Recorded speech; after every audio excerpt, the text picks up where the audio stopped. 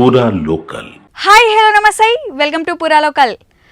భర్త కిడ్నీ విక్రయించి వచ్చిన సొమ్మును తీసుకొని ప్రియుడితో పరారైన ఓ భార్యమణి ఉదాంతం పశ్చిమ బెంగాల్లో చోటు చేసుకుంది. హపిడా జిల్లా శంకరైల్ గ్రామానికి చెందిన మహిళ భర్తకు తీయని మాటలు చెప్పి చివరకు మోసగించింది.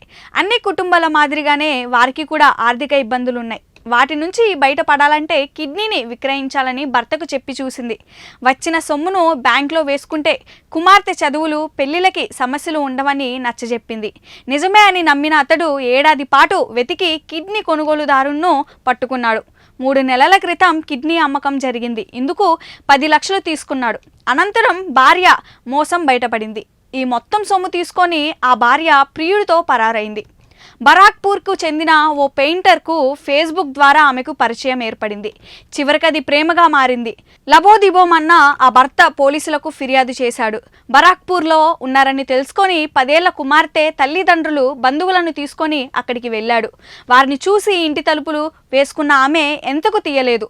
వారితో మాట్లాడడానికి బయటకు కూడా రాలేదు. పైగా ఏం చేసుకుంటారో చేసుకోండని బెదిరించింది. విడాకులు ఇస్తానని భర్తను హెచ్చరించింది. ఇవి ఇప్పటి వరకున్న అప్డేట్స్. మరిన్ని అప్డేట్స్ కోసం చూస్తూనే ఉండండి పూరా లోకల్.